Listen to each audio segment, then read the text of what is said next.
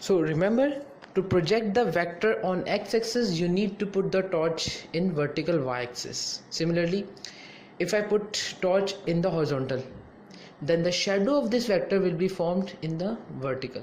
This is the way that is to project the vector in x or n y-axis. I hope you have understood it.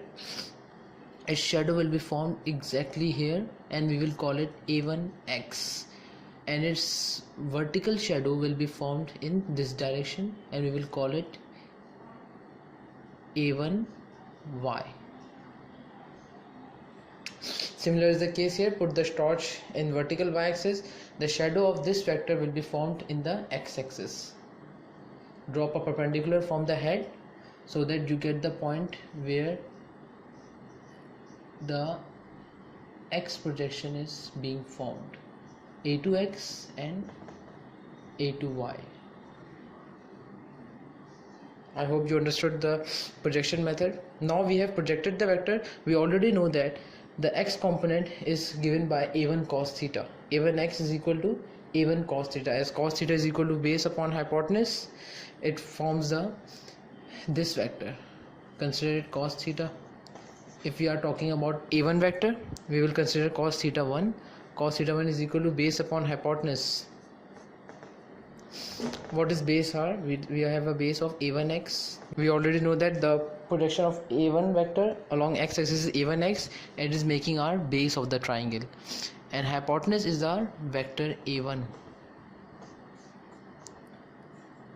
So to get the vector a1x, to get the x projection of vector, we need to shift this a1 vector towards the left side, and a1x is equal to a1 cos theta. It's just a review of metric class. We already know how to find the x component. Similarly, for x component of a2 vector, you will be having a2 cos theta 2, and for y component, cos theta is transformed into sin theta 1 and sin theta 2. Now we will move towards the resultant vector. We will draw the resultant vector with the help of head to tail rule. So guys, this is the same figure I drew earlier. Here you can see that the x component of a1 vector is this one, and the x component of a2 vector is drawn here. The y component of a1y is this one, and the y component of a2 vector is this one from here. I hope you are understanding it. Now what we have to do, we have to apply head to tail rule. According to head to tail rule, we join the tail of a1 to the head of a2, that is the tail of the first vector to the head of the last vector. You can notice that I have drawn the components in black so that it does not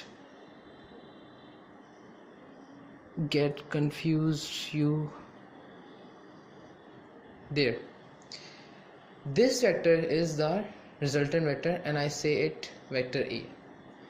As we have drawn the vector A, we can resolve the resultant vector into its x component and into its y component. The x component of vector A, that is our resultant vector, is from here to here, and I call it ax. Okay, same technique that you used before to project the vector. Put the torch here and the light will fall on this stick and its shadow will be formed on the x-axis. Draw a perpendicular from the head to the x component. It will give you x component of the resultant vector. To get the projection on y-axis, put the torch here, the light will fall on the stick and its shadow will be formed on the vertical y-axis. Or you can put the torch here and form the vertical component of the resultant vector here. You can use either method. So from here to here is the component of resultant vector in y-axis. As we all know, the resultant vector is the sum of two or more vectors. So resultant vector is the sum of a1 vector and a2 vector. I hope you are getting the point. Resultant vector is the sum of a1 vector and a2 vector. We can write it in the component form as well. The resultant vector is the sum of all the components of a vector in x-axis and all the components of a vector in y-axis. We can write it here as well. So what are all the components in x-axis? All the components in x-axis, as we have written below, ax is equal to a1x plus a2x. The x component of a1, this is the x component of a1, and the x component of a2, this is the x component of a2. I should write it here. If we add these two vectors, we will get the vector ax, that is written here.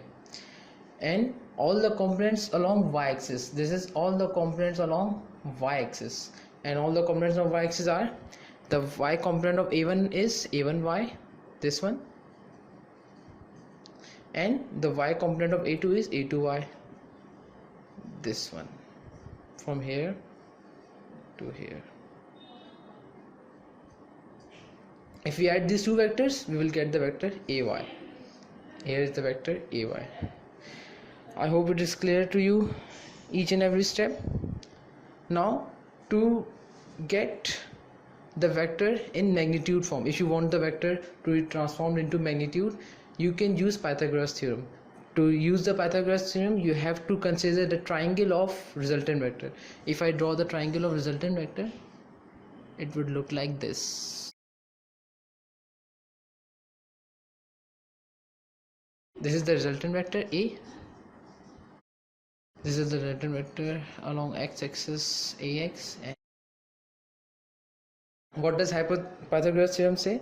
Pythagoras theorem says that hypotenuse square is equal to perpendicular square plus base square.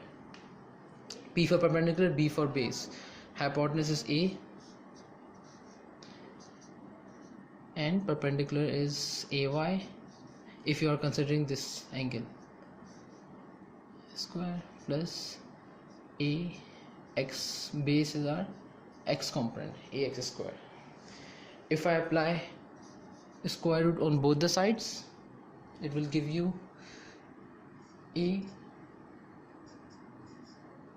under root of ax square plus ay square. I hope you get to know how to add the vectors by rectangular component method. This is all in this lecture. See you in the very next lecture, in which I will be discussing more of vectors. Thank you for watching, and don't forget to subscribe and share. See you.